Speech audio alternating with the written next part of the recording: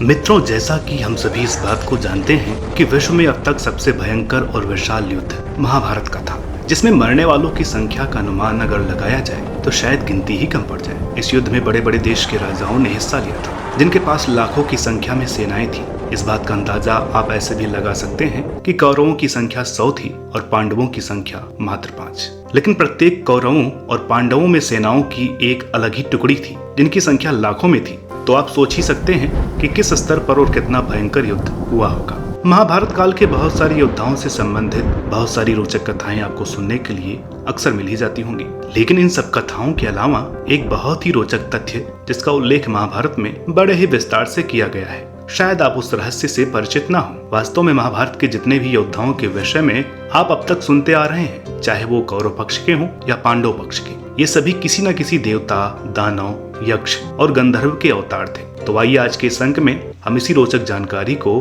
और विस्तार से जानें। नमस्कार मित्रों, मैं हूं अनुराग सूर्यवंशी और आप देख रहे हैं नारद वाणी। तो मित्रों, इस रोचक जानकारी को जानने से पहले हमें ये जानना होगा कि आखिर किन कारणों के चलते देव, दानव, यक्ष और गंधर्वों को पृथ्वी पर अवतार लेना पड़ा और महाभारत का ये भीषण युद्ध हुआ। क्योंकि ये सब होने के पीछे की जो भूमिका बनाई गई थी उसकी जानकारी होना भी बहुत आवश्यक है। महाभारत के आदि पर्व के अनुसार जब भगवान परशुराम 21 बार पृथ्वी को क्षत्रियों से खाली करके महेंद्र पर्वत पर तपस्या करने चले गए, तो उसके बाद पृथ्वी पर से लगभग क्षत्रियों का साम्राज्य बिल्कुल खत्म सा हो गया था। लेकिन समय के साथ साथ फिर से क्षत्रियों का वंश आगे बढ़ने लगा। धीरे धीरे पृथ्वी पर सभी सुख से रहने लगे। एक युग बीतने के बाद द्वापर युग में एक ऐसा समय आ गया जिसमें बहुत सारे दुष्ट राक्षसों का उत्पात शुरू हो गया। क्षत्रिय वंश में कुछ ऐसे राजा भी हुए जिनका संबंध राक्षस कुल से था और इसी कारण धरती पर पाप और तेजी से बढ़ने लगा। धरती की ऐसी दशा देखकर माता पृथ्वी ब्रह्मा जी के पास गई और उन्होंने इस समस्या को जल्द ही समाप्त करने की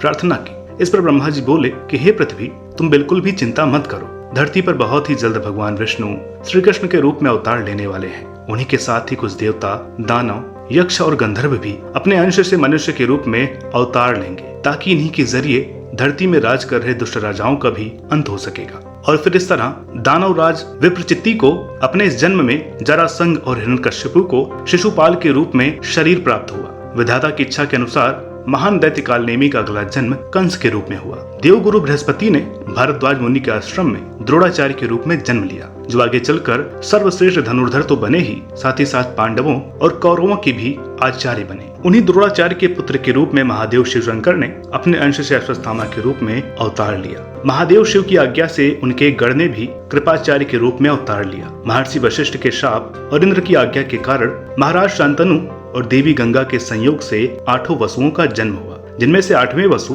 पितामह भीष्म हुए। महाभारत के अनुसार द्वापर युग के अंश से शकुनी, मरुदगढ़ के अंश से सात्यकी, राजा द्रुपद, कृतवर्मा और राजा विराट का जन्म हुआ। इसके अलावा हंस नाम के गंधर्व का जन्म धृतराष्ट्र के रूप में हुआ और उसके छोटे भाई ने पांडु के रूप में जन्म लिया। शौर्य के अंश से धर्म ने महात्मा विदुर के रूप में अवतार लिया और वहीं कलयुग के अंश से धृतराष्ट्र के बड़े पुत्र दुर्योधन का जन्म हुआ। आपको ये जानकर आश्चर्य होगा कि पुलस्त्य वंश के अन्य राक्षसों का जन्म दुर्योधन के 99 भाइयों के रूप में हुआ। इसके साथ ही युधिष्ठिर धर्म के, भीम वायु के, अर्जुन इंद्र के और नकुल सहदेव अश्विनी कुमारों के अंश से उत्पन्न महाबली थे। चंद्रमा के पुत्र वर्चा का जन्म अभिमन्यु के रूप में हुआ था, जिसके पीछे भी एक रोचक कथा है। असल में चंद्रदेव अपने पुत्र मोह के कारण वर्चा को धरती पर नहीं भेजना चाहते थे और इसलिए उन्होंने देवताओं से कहा कि मैं लंबे समय तक अपने पुत्र से दूर नहीं रह सकता, इसलिए मेरे पुत्र का जन्म अर्जुन और सुभद्रा के संयोग से होगा और वो बहुत ही पराक्रमी योद्धा होगा और अकेले ही उसमें 10-10 योद्धाओं से लड़ने की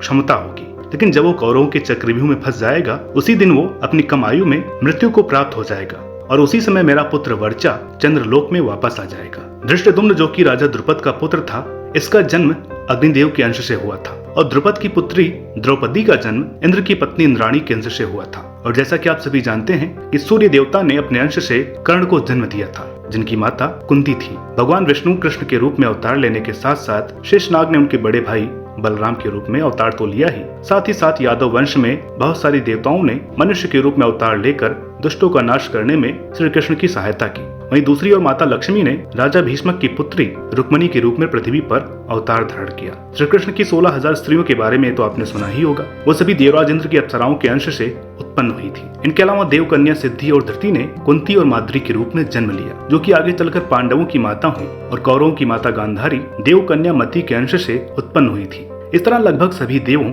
अप्सराओं, राक्षस और गंधर्वों ने धरती पर ब्रह्मा जी के आदेश से अवतार धारण किया, और फिर विधाता ने भूमिका कुछ इस तरह से बनाई कि अंत में चलकर महाभारत जैसा युद्ध हुआ, जिसमें अनगिनत संख्या में दुष्टों का संहार हुआ। तो दर्शकों, उम्मीद है कि आपको ये जानकारी पसंद आई होगी। आप अपनी राय कमेंट बॉक्स के माध्यम से दे सकते हैं। साथ ही साथ वीडियो अगर अच्छी लगी हो तो प्लीज इसे लाइक करें और इसे शेयर करना ना भूलें। चैनल पर नए हो तो इसे सब्सक्राइब जरूर कर लें, क्योंकि आगे भी हम आपके लिए ऐसी ही रोचक जानकारियां लेकर आते रहेंगे। मिलते हैं आपसे अगली वीडियो में एक और नई जानकारी के साथ। तब तक के लिए नमस्कार।